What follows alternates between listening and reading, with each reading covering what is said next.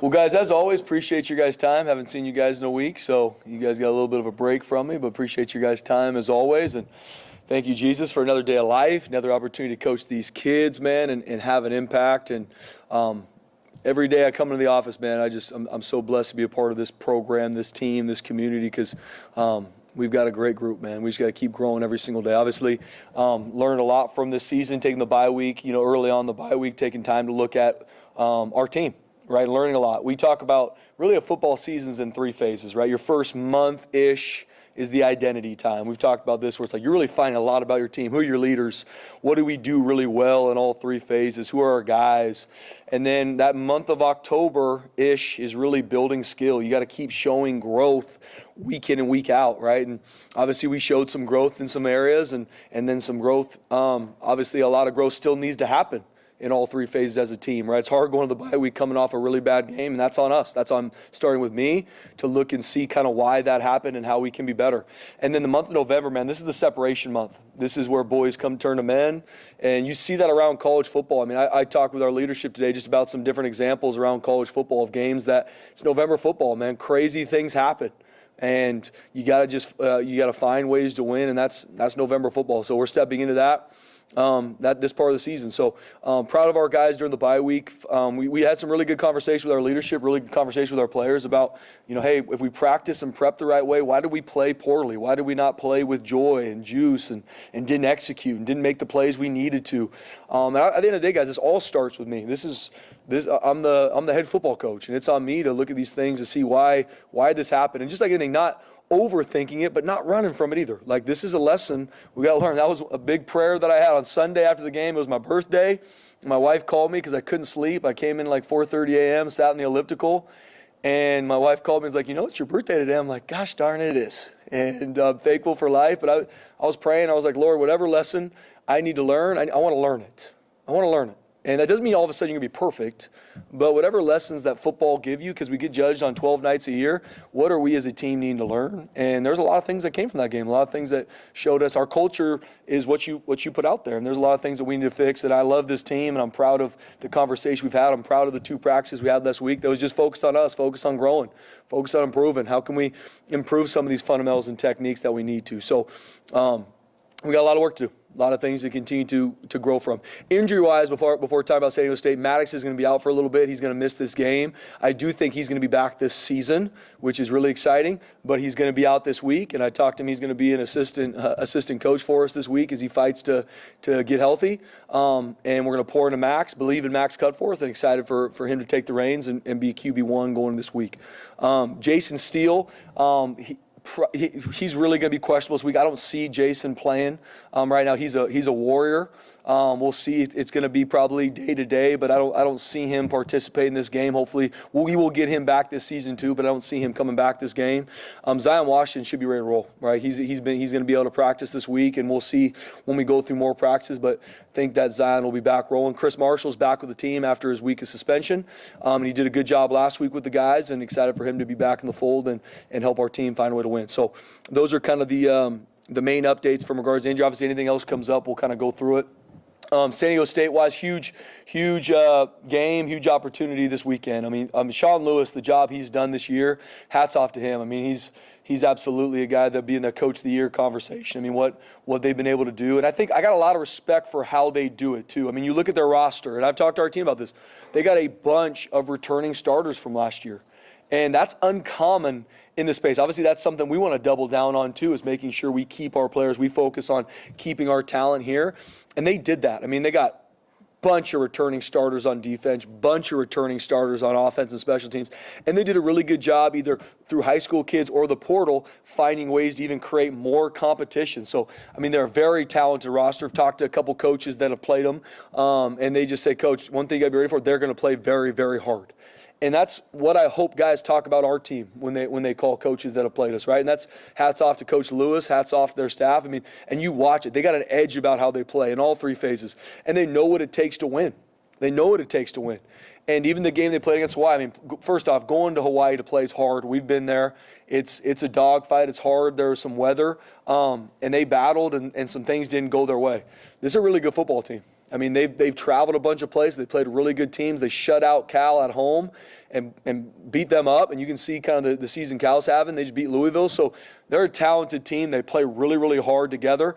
And when you watch them, you see that they care about each other. They love each other. There's a lot of juice for them as a team, and I got a lot of respect for that. And that's after Coach Lewis and the job he's done, and you can see that they've continued to grow throughout the season. Starting with their defense, I mean, they're one of the top defense in the country. I think stats-wise, I think they're the number 2 defense in the country, and that's earned and deserved. And their players play really, really hard. They got really good schematic switch-ups. They put the quarterback in conflict consistently. They do a great job with their front. They tackle well. They do a great job creating interceptions and taking the ball with one of the top teams in the country in regards to turnover margin. And they don't give up yards easy on defense. I mean, you get a first down, that's a big deal. I mean, they're a very, very stingy defense, and they play really, really hard. A couple guys to note: Trey White, one of the best players in the country. I mean, he's an edge rusher for him, number 2. They do a lot with him, and his game's even evolved and taken a big step over this past season. And I mean, he's a player we have to know where he's at all times. Chris Johnson, number 1, their corner, one of the best corners in the country. A little bit banged up, didn't play much against Hawaii, but he's one of the best cover corners in the country, and he's also going to show up and tackle too, which I love about his game.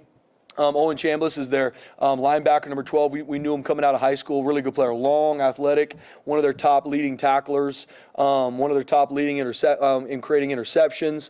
We got to know where he's at all times. Their secondary plays really well together. They do a really good job disguising coverages.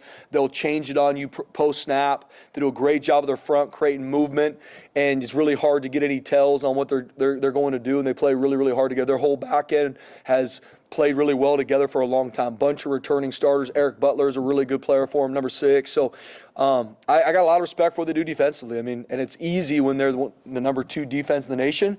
But what we get, we're going to have to earn every yard because they're a really stingy defense. Got a lot of respect for how they play. Offensively, obviously, Coach Lewis, offensive guy. Got a lot of respect for what they do offensively, too. I mean, starting off with their 5 senior offensive linemen. This is probably the biggest offensive line we've seen all season. Mike Schmidt, their offensive line coach, known him for a long time, San Diego native. He does a great job, great recruiter, and he attacks what you do defensively. Like they're not just going to come out and just run their plays. They're going to have specific run plays to attack our defense. We got to be ready. We got to be ready to adjust because he's really, really skilled at creating mismatchups,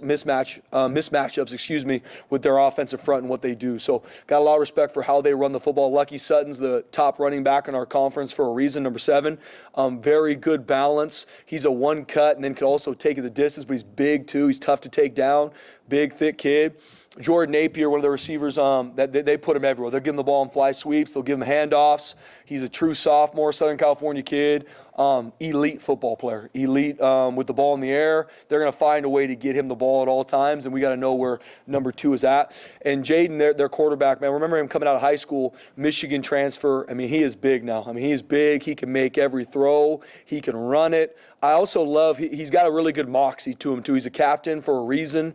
He can make the throws. He can make the runs. They do a lot of RPOs. They got some design runs, some design drop back pass, some shots, and he can make them, man. He's tough to take down, and he does a great job scrambling to throw and then also scrambling to take off and move the chains.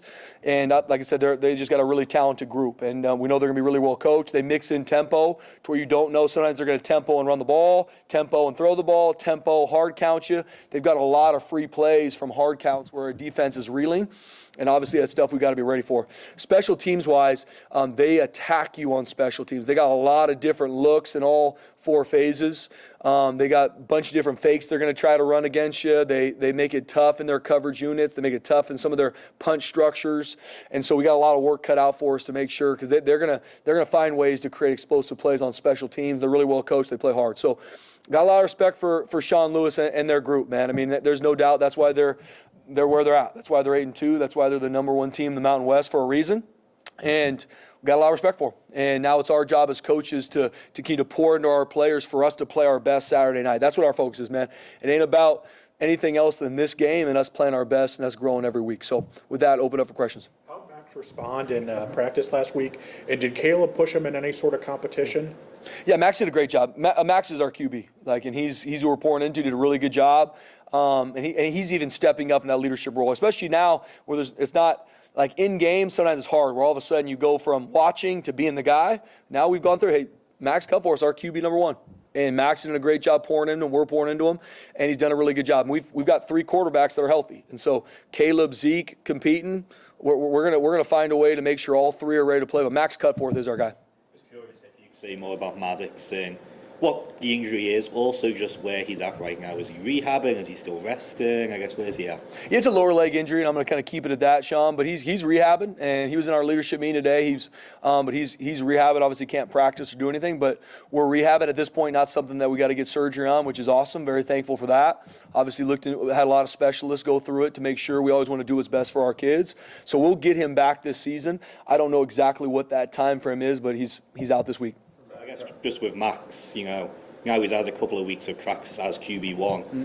Have you seen him jump anywhere specifically, or just as his overall game just improves, just being treated as QB1 as opposed to QB2? Yeah, I told Max, I don't need Max to be anybody but himself. I told him that. I don't need you to be Maddox. I don't need you to try and become this completely different but I need Max's best. So I told him, just be your best. Play football, man. He's from down the street, walked on here, earned a scholarship. I want Max to be his best, and his best is what we need. And no different for the rest of our team. Hey, but I need their best too. I don't need anybody to try, well, this is what's needed from me now. No. But I need your best, and that is required of you, and this is in all 3 phases. We got to find a way to win in all 3 phases, and it's not just going to be on our quarterback. Kind of mental toughness, I guess, in state, and it's one thing to get thrown in this, in the game, but now to be sitting around for 2 weeks knowing he's the starter. Being a local guy, I'm sure there's a lot of attention and people reaching out to him. Just how do you think he's handling all this mentally? Yeah, I'm sure. To your point, BJ, local kid, especially the story, walk on. Now he's going to start a game for Boise State football. Awesome. My message always with our players, I want to try always be a truth teller. It's just, hey, this is where we're at. Max, we believe in you. Go be your best. And it's all process focused, because even we got players from Southern California. I'm sure they're going to have a lot of family. It's process. How can I have my best Monday? How can I focus on growing to understand the game plan really well? And for Max, it's going to be no different. I believe in Max. And same thing to Sean's question. I don't need Max to be anybody but his best. And we got to make sure we set him up for success. And I need everybody to play their best, not because Max Cutforth is our quarterback. It'd be no different if Maddox Madsen was rolling out there on Saturday night. I want our players to grow, because that's November. It's separation month. I need our guys to step up and be their best. Do you have to, dumb down the playbook or limit anything when he's in there as opposed to Maddox? No, Max is extremely bright. Max is extremely bright. We can run our entire playbook with Max, and that's what we love about Max. He's very bright. He can make all the throws. Now we got to make sure we put him in good spots, but we're going to run our offense. We got to make sure we execute. That's what we didn't do consistently. A week ago against Fresno State? We just didn't execute. And that's not just on the quarterback. It's the play calls, the offensive line, the tight ends, the receivers, the running backs, obviously the quarterback too. But no, we can run our entire playbook, and that was the biggest thing for us. No different in a bye week. What do we do well? What are some things that we got to do well, and what are the things that we got to do to attack San Diego State? And Max can do all those things. You talk about process and stuff. Bye weeks seem to fall at a convenient time maybe for a guy like Max. Does his process alter at all now that he's QB1, or what does that look like, and what did his bye week look like? Yeah, hopefully not, Jay, to be honest with you. Hopefully the process that when he was QB2, he can stay with that exact process. But there is more. There's going to be more urgency. It's just the nature of it, right? When hey, snap one, I'm rolling out there. But he's a competitor. Zach Hill, our quarterback coach, does a great job with him. He's a football guy. He's smart. He picks things up really well. And he can run our offense, right? With our offense, it's not just who's the most talented quarterback. Can you operate our offense? Because we're a pro-style offense. There's a lot of intricacies to what we do, and Max can run it. We can be efficient. We can operate with Max at the helm. And last week, going into it and really going through self-scout to see, okay, what are the things that we do well? What can our players execute really well? Max can do all of it. And we just need to pour into him to make sure the moment's not too big. That's why, for me, go play football, man. The work has been done in the bye week. Let's go through our practice this week. By the time we fly down to San Diego, man, go cut it loose. Go have fun. That's what it is. Do you have early in his time here, Max Cutforth moment? Obviously you believed in the point where you want to put him on scholarship. So do you, I've covered him back in high school, and I saw him as a competitor there, but do you have a little moment, maybe something against your defense or anything like that Yeah. do you recall? It's a good question, Jay. I remember when he was on, scout team quarterback, and I was probably yelling at him a ton, just like some of the other defensive coaches, just to do something. But what I love about Max is he never gets too high or too low. And similar, him and Maddox are very different personality, different players, all that. But like he's a very cool, calm competitor. Even in the Fresno State game, things are not going our way. We're not playing well, and that's not Max's fault. Just in general, if anything, it's my fault. But he never was deer in the headlights. It wasn't like, oh my gosh, what is this moment I'm a part of? He was just like, Coach, I'm on it. I got it. Let's go. And that's an uncommon trait. And seeing that even, like I said, local kid, walked on, had opportunities to go other places, walked on here because he wanted to be a part of this football team.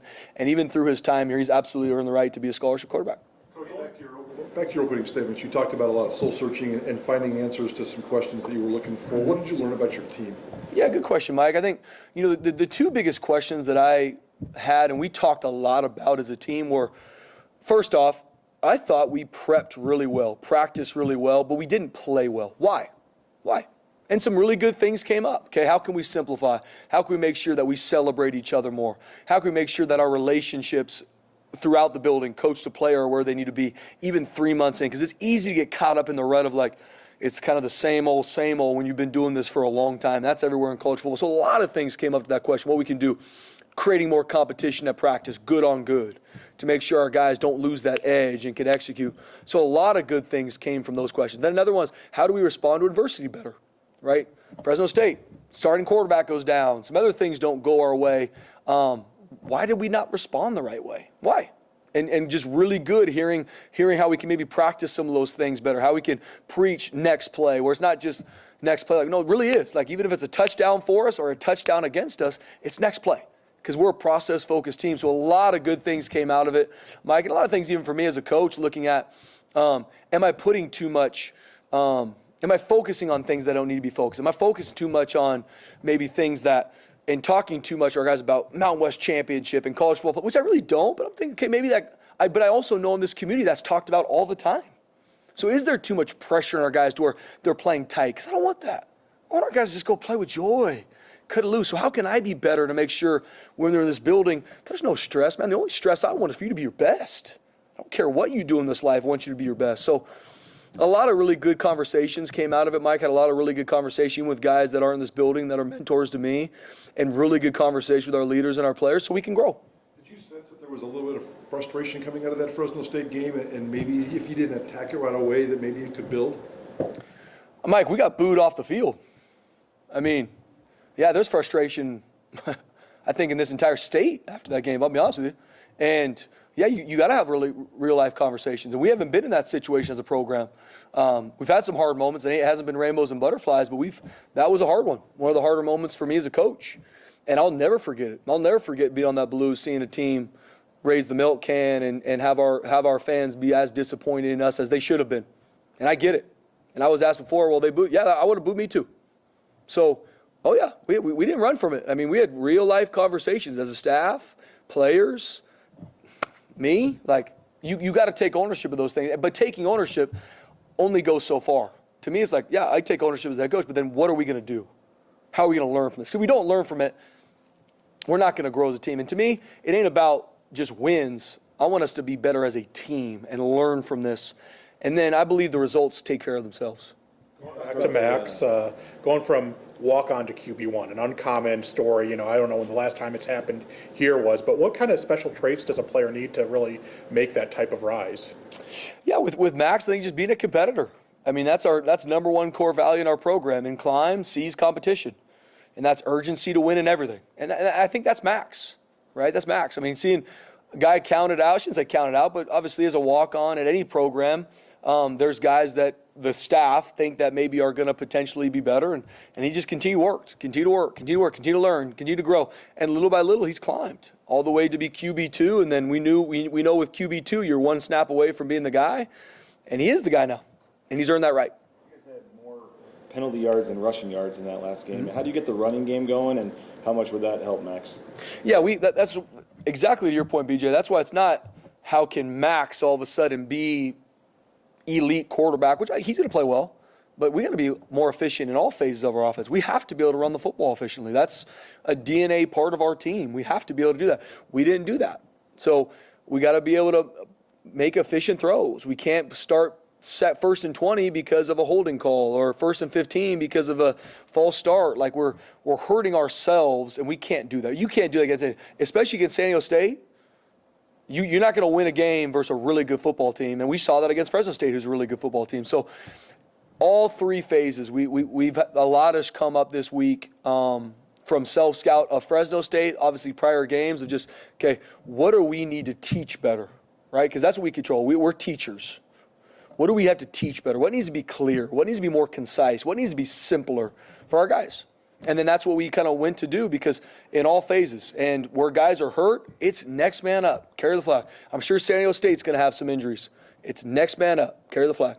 In terms of the distribution of carries, we ask you about it, pretty much every week, and it seems like it's a different guy, maybe hot hand in this game. I mean, you guys are 5-0, and Dylan Riley gets at least 10 carries. I mean, is at some point do you need to pick a guy and give him more of the action, or do you think the kind of hot hand all three guys getting similar stuff can work?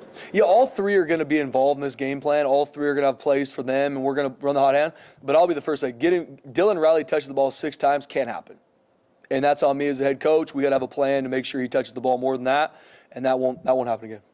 We've had the conversation a lot about the personal fouls and unnecessary roughness penalties. How has the conversation continued to evolve to eliminate the self-inflicted negatives? Yeah, we've had too many this season, and we had too many obviously in the Fresno State game, and one of our players has had it in multiple games, and we had conversations. I don't shrug my shoulders. I don't have an answer. We sat down like, well, why does this happen? Every time it happens, we pull you out, we go through the discipline, we run as a team, but at some point, if I don't learn from touching the hot stove, where are we going to? What are we doing? And so we can continue to have conversations. And with a couple of the ones in the game, the roughing the passer, can't do it. Can't do it. Those, it's bang, bang, I see it. One of them, the late tackle out of bounds, can't happen. Absolutely should have been called and should be called every single time. Can't happen. And why? But why are they happening? And that's what we kind of look at the staff and just making sure, hey, what are we teaching? What are we teaching with the quarterback? We got to make sure that we don't continue to have roughing the passer calls, because just because the emotion of you wanting to push a quarterback to the ground there does not help our team. Hey, you make a tackle and you're out of bounds. It's over. And if you think you need to finish the tackle, you're not going to play. So we got to look at those things. And obviously, like we talked about, Amarion's had a lot of them, and we just got to continue to – I love him. He's a great teammate. He's a great kid. But in those moments, frustration, competitor come out, and he's made bad decisions. He's not a bad kid. I love him. He loves his team, and he's done some really great things for this football team this year. But that's a part of his game that needs to get fixed. Chris Marshall, I don't think in your career you've had to suspend somebody where they're out of the building for a week. You didn't know if he was going to come back or how he would come back. What were your emotions that Monday when he showed up and you saw him there and he was, I guess, doing what he needed to do or was asked to do? Just your emotions of getting him back, because you might have thought he might not be here. Yeah, I was really positive in my mindset when we had our conversation about going into the week of him being suspended, because of how he handled it. And he took ownership. He knew what it was. It wasn't. And so I felt really confident in how because he responded really, really well. Understood it, Coach, I get it. I'm going to be better for this. And so I was very positive with last Monday, showing up that he would be in a good headspace, and he was. And he did a really good job last week in the bye week of practice and what we needed him to do. And so we just need to be consistent with that. And I love Chris. I care about him. But there are standards to be a part of this team and how we act and what we do. And so excited for him to learn from it. I don't know how much you want to say about it, but would you refer to it as a momentary lapse in judgment, or what? Yeah, I'm not going to talk about it more than just their standards with which we have here for players and coaches. And if guys don't meet those, there's going to be repercussions. I know after the game, it's kind of people were laughing about it or not wanting to think about it, but I mean, you still control your own destiny in the conference race here, and you have a chance to host the championship if you win your last 3 games. I mean, how much are you trying to, as bad as maybe it seems at times the season's been, you guys are still kind of right there where you want to be? Yeah, I think, thinking about that, BJ, and we absolutely have everything in front of us, just like San Diego State and some other teams. Like we just got to keep getting better and keep growing and continue to play our best. The season's not over. We got a lot of awesome things to play for. But I also think about the game against Fresno State. We had everything to play for that game. On the blue, all this. He didn't play well. So I'm more now taking the step like maybe it is too much pressure. Maybe it's our guys having to be somebody and fulfill some of these expectations, which you should at Boise State, no doubt. That's a part of being here, right? No one's had more consecutive winning seasons in the country than Boise State. So there's a part of that when you walk in this building. But my biggest focus for our guys is not, well, look at what we do if we win these games. Today. How can we grow and play our best Saturday night in San Diego? That's what I want to do. And if we play our best and they win, I'll tip my hat. And I'll sleep fine. I know you guys won't want me to, but I will if we play our best. But I know if we play our best, we're going to be in a good situation. I know you've got confidence in Max. You've got a QB2 who's a walk-on underclassman. Are you content with that, or do you think a QB room needs a little bit more going forward? Yeah, every room we need to continue to grow and find players that obviously push the needle football-wise, but fit here, that fit our culture, that fit where we're about, and want to be a part of a team. Not here because of what we can do for them. That's a part of it, but want to be a part of a team. And so we absolutely need to grow our QB room. Absolutely. But we need to, my goal every year is to push the needle and grow every single position room in this building. And so I love Max. I love all our quarterbacks in our quarterback room. Do we need to continue to grow the quarterback room and continue to push it forward? We absolutely do. We talked about this a couple of weeks ago with recruiting and that, and go with fans who are in leagues. Magic goes down, Max has got back up. I guess just how difficult is it recruiting a quarterback in today's age where, like we said, you've had guys commit, decommit. Just how difficult is it right now? Yeah, recruiting, at all positions, recruiting's changed. But especially recruiting quarterback. And I think it's funny how the answer, a lot of times that I see, I'm not saying from guys in this room, but the answer always is the transfer portal. That's the answer. Like if you don't have a position that's playing well, go to the transfer portal. And I'm not going to speak a lot about it, but that's not always the right answer. Sometimes it is. Sometimes it is. And we will walk that path with every single position.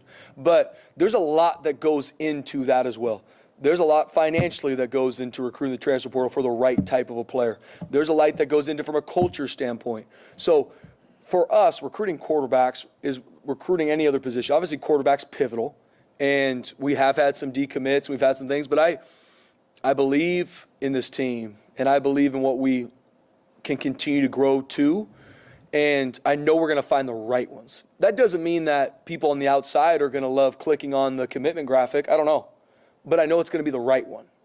And where they come in is where they're going to grow to, but everyone is going to like who they become here because they're wired the right way. That's what I believe in recruiting. If you try and make everybody happy on rankings and who you have, I don't think you're focused on what matters.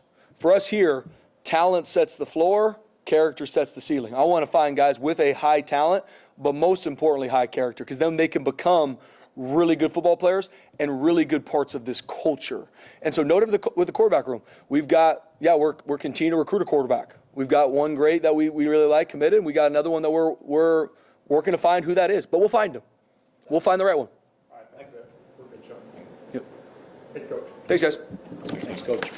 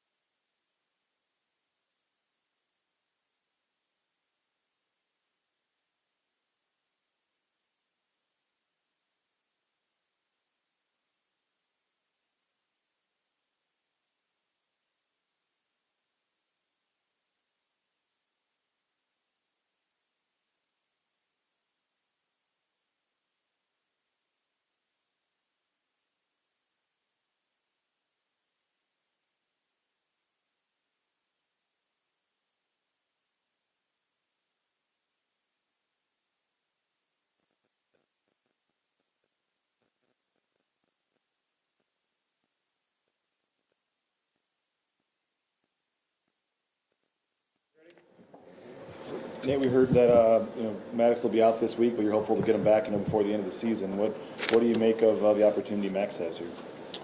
I think it's a great opportunity for Max. He's been working for it. He's been prepping, and I know that the guys are excited to see him do what he does and kind of see what he can do for our offense. How different is? He looked a little overwhelmed at times. I mean, getting thrown in there in the late first quarter was not versus having 2 weeks to prepare. Oh, it's a big difference. It's a big difference. I mean, for somebody that has played but doesn't have those same type of experience as Maddox, when you get thrown in the fire in a big game like that on the blue, there's going to be a learning curve there, especially for a local guy that's playing the quarterback position. So I think these last 2 weeks he's really been able to just hone in on just his craft, his coaching, the game plan, the details, and that's going to help anybody, but especially at the quarterback position. That preparation is going to allow the game to slow down. What does Max Cutforth do better than Maddox Madsen at quarterback? Arm? Does he see the field better? Maybe what? I mean, I'm sure there are certain attributes that Max is better than Madsen. Well, that's a great question. I think we will see, because I think it really comes down to playing in games and how you play in real time when it's live bullets and things are happening fast. I think he's got a lot of great qualities. I do think he's got the arm strength you're looking for. There's a lot of things, but really it's going out and doing it now. It's tough to say in practice, but now in real life and in a game, what's that going to be like? To go from walk-on to QB1, Spencer was just saying it's a small step-by-step process. What do you do to kind of take advantage of every opportunity he had along the way? Yeah, I think it's being resilient. It's being consistent. I think you start off and you're on the scout team and you're going through just the process of what it looks like to get into college football, and then kind of taking your lumps and going through those peaks and valleys and staying consistent, staying prepared, I think was a big thing for Max. He's always been able to know what's going on, and when his time was called, whether it's practice or camp, whatever it is, he was ready to go. So I think that's a huge part of it, because you know what you're going to get from him. Like when Maddox is a starting QB, he's got a lot of input, and I think Spencer was saying one time he memorizes the whole play card or something like that. So when it comes to Max, what's the benefits of having almost 2 weeks to go through that with him and have him be the voice and see what he's comfortable doing or things like that? Yeah, no, I think that's a big part of it. I think for us as coaches, in general, for our offense, we got to continue to figure out what each guy does best and what they feel comfortable with and play to their strengths. I mean, there's a lot of moving parts within our offense, but it's figuring out what does Max do best, what does X, Y, and Z do best, and play to their strengths. But the quarterbacks in this program do such a good job competing not only in the field but in the meeting room. Like, those guys are prepping, those guys are memorizing, those guys are challenging each other. So I think Max is going to be mentally prepared. I think Spencer was saying Dylan Riley only getting 6 touches can't happen, and that he expects more work out of him moving forward. I mean, what do you see there, and trying to get Dylan more involved, because obviously the stats show when he gets more touches, you guys are undefeated. Yeah, no, you said it. It's common sense, and if he doesn't get enough touches, it's my fault, and he has to, because he's one of our most explosive players. So at the end of the day, that's on me to get done, and we will get that done moving forward. How do you kind of juggle I know all 3 at times have been the guy in the game and done well, and you guys want to play with the hot hand, but how do you kind of juggle that moving forward, I guess, with wanting to get your what the best guy that more carries? Yeah, I think it's just communication with Coach Montgomery and myself and the running backs, and being more detailed, more deliberate with it, so we don't run into that issue. What'd you make out of the San Diego State-Hawaii game, watching the tape on that? San Diego State's defense, I mean, they didn't show that type of performance in a long time, and Hawaii was able to kind of do what they wanted. What stood out to you, Nate? I think it's a quality opponent. Hawaii's doing a phenomenal job, and then when you're playing at their place, that's a challenge in a lot of ways, and they have a high-powered offense, and so I think just in general in this conference, you got to bring your best each week, and not to say that they didn't, but that's just one of those games I'm sure they're going to learn from and be ready for us. But we've been on the other side of that. We've been there, and I get it, but it has nothing to do with the talent of that defense. It's phenomenal defense. That's why they're ranked so highly in every category and their personnel. So I think they'll be just fine. In terms of the running game in general, I mean, how much would that help Max if you guys can get a running game going and not be in so many, third and longs and stuff? That's a huge part of what we got to be, what we need to be, who we are. We have to be able to run the ball efficiently, and for a quarterback especially, doesn't matter if it's Max or anybody else. I mean, that alleviates a lot of stress and a lot of pressure. So that's a constant focus for us and something that we've been working to get better at. When it comes to Max, I know obviously the loss wasn't solely on him, but there were still negative plays. How much have you seen him improve, and how much can a guy realistically, improve on some of those negatives in a week and a half? Yeah, I think you can. I mean, you're learning from those reps. You're learning from that experience. I think a big part of it, again, is it's my responsibility to put him in position to be successful, which I didn't do last game. So it's not Max's fault, it's my fault. But there's a lot of things that you can grow on each day at any position. I think he's been doing that. He's been focused. So again, it's my responsibility to put him in position to be successful and not hurt us. Talk about kind of the importance of complementary football. Even if you guys don't turn it over, you win a field position battle against Fresno State. It feels like that game could look very, very different when you're going to go on the road face another top defense. So I know you'd like to probably drop back and throw an 80-yard touchdown every single play, obviously, but just even the value in making sure that you can win those things too. Yeah, no, there's a lot of different ways to win a football game, and as an offense, we have to not turn the ball over. We got to play to our strengths. We can't turn the ball over. We got a phenomenal defense, great special teams. So we got to play our game. We got to play smart football and not hurt the team. I think that's always the goal, week in and week out. But that's something that when we have lost, that's something that showed up as a primary concern, is just us turning the ball over. So eliminating that helps play complementary football. Spencer said that Chris is back, Marshall. Yeah. Is back. Yeah. What does he mean to your offense now that you had to go for a game without him? Well, Chris just provides another explosive player to our offense. He's shown that throughout the year. He has ability to make a lot of plays with the football in his hands. So just having that type of dynamic weapon is always huge. But it's something that we miss, but we're happy to have back. Have you noticed maybe like a new Chris Marshall in any ways that maybe he was struggling in, he no longer is, and that type? I mean, well, I've seen progress with Chris throughout the whole season, and just his work ethic, his mentality.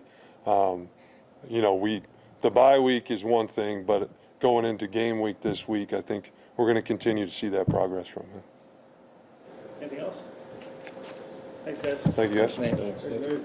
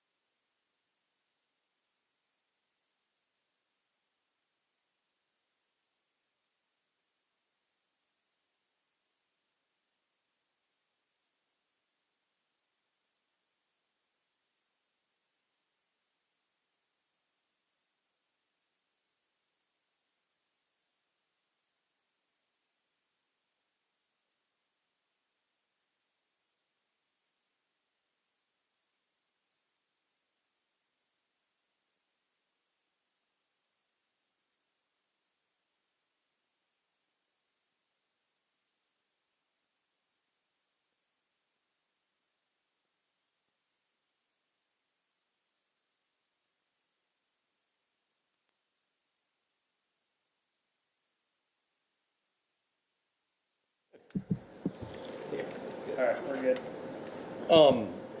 I get it. Hawaii has a good offense, and they're going to score on anybody. But their defense hasn't played that well or since Portland State early on in the year.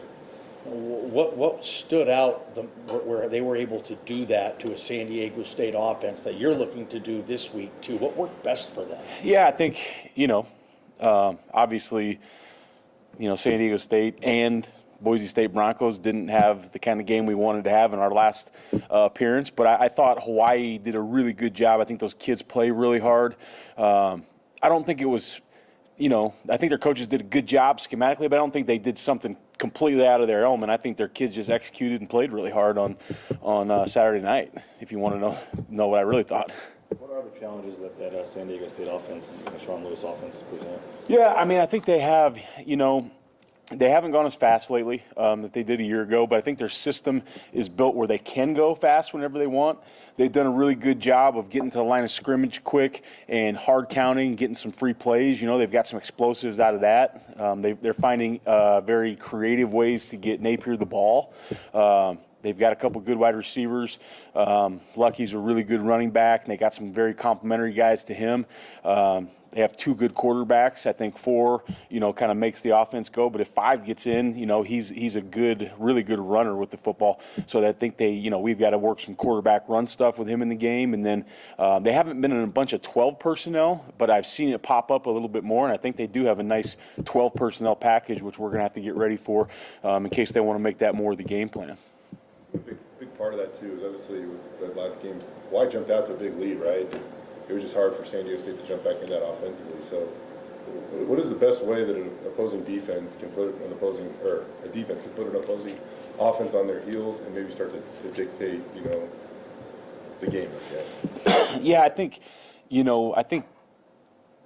I don't know how the defense can do it. Obviously, the defense has to be very efficient early on in the game, create some 3-and-outs, create some negatives, not let the offense move the ball up and down the field. But I think, anytime you can get an offense down or a team down in the game, it becomes a little bit more one-dimensional, and it allows the defensive play callers, the defensive game plan to kind of take life. So I think, defense has to do a good job early, and offense has to do a good job early, and special teams have to do a good job early. I think it's a complete team game to get somebody to where, they've got to throw the ball or they've got to go hurry up and kind of run some of their base plays that they can do going fast. In a game like this, you obviously can't have unnecessary penalties on defense. So how does the conversation continue to evolve, to eliminate the self-inflicted negative? Yeah, I think, the conversation has evolved to things that we don't want to do, obviously unnecessary penalties like we talked about in the beginning of the season. It's, like you can't do this, you can't do that. Now it's evolved to, guys, just so we're all on the same page, every time we've had a personal foul this year, we have given up a touchdown, period. So it's not becoming anymore, it's 15 free yards. It's not becoming, hey, you look like a crazy person on national television. It's now you're hurting the football team in a major way because you'd like to not give up a touchdown no matter if there's a penalty or not. It just so happens that every time there's been a personal foul this year, we have given up a touchdown. So those are things that cannot happen if we're going to continue to win football games and put ourselves in a position to compete for the conference championship. In general, or just on third down, or just literally anytime you've had a personal foul that drives on? No, any time we've had a personal foul. Like you go back to South Florida, roughing the passer, right? You go, any of the personal fouls this year have resulted in touchdown. So it's obviously that's a stat that we would not like to continue. You went to San Diego 2 years ago. JVM had at that point was one of the best games of his career. Did you see kind of the same excitement for him returning home, getting a chance to play in front of his family and friends? Yeah, and I think it shouldn't be that way. Probably you should be excited for every game, but anytime you get to go home and you got multiple loved ones or friends in the stands, I think that's going to give you a little bit more juice. And just for him to be back there in a comfortable surrounding and want to show everybody kind of the progress he's made as a young man and a football player, I think that's going to be exciting for him, and he's going to try to go show out. I think you obviously missed Zion against Fresno. Spencer said he might be ready to go this week. Just what does that do, getting Zion back, kind of being that free safety role back there that he's had a terrific year? Yeah, I fully expect Zion to be back. Obviously, he's got to get out there on the field and show he can do it, but I think the training staff is excited about where he's moving and be able to play this week.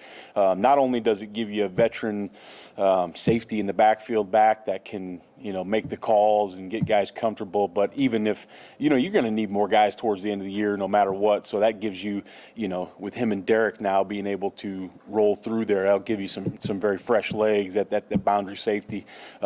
So you can perform at a high level. And usually a guy coming back off an injury, I don't know how reasonable it is to expect them to play every single play anyways. But Derek's got a lot of really good work in the last 2 weeks. So those two in combination will be a really good thing for us moving forward.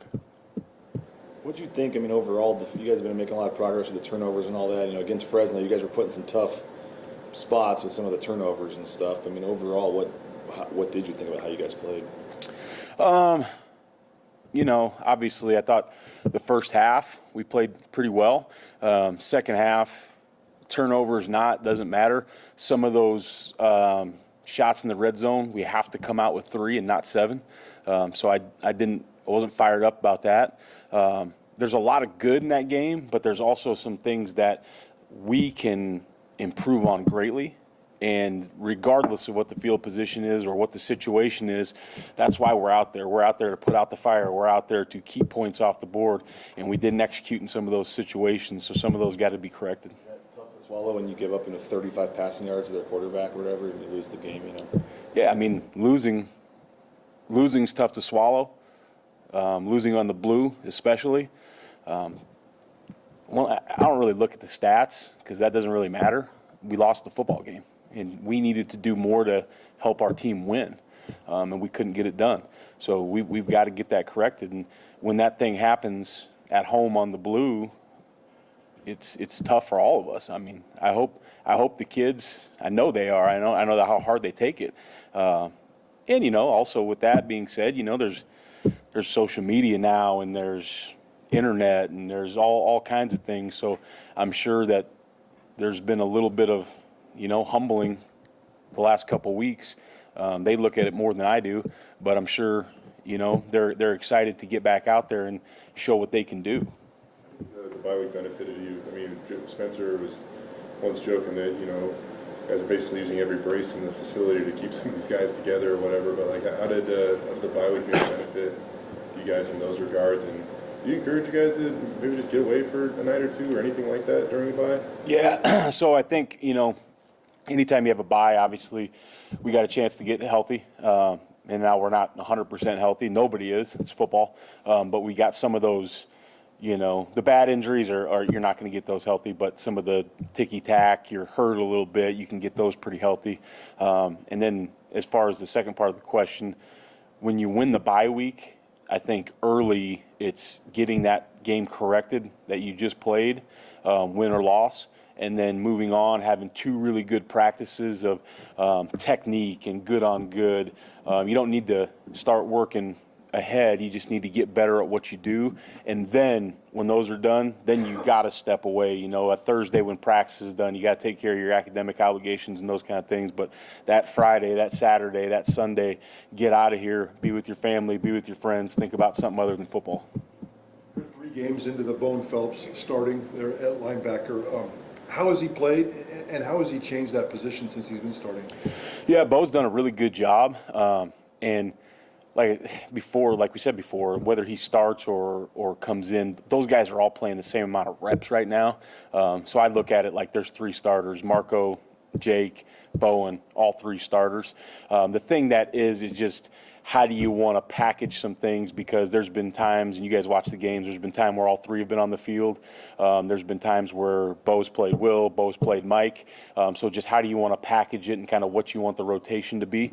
But I think Bo's done a really good job of executing, and there's a lot on him because he is really as you guys watch the game, he's playing Will, he's playing Mike, and he's also playing some Sam backer when we get into a base personnel when they go 12 or 13 or something like that. So he's got a lot on his plate mentally. Physically, I think he can handle it. He's an athletic kid that's physical, but mentally he's got a lot, and he's doing a really good job. Last one? Or not? Thanks, Coach. All right, guys. Have a good day.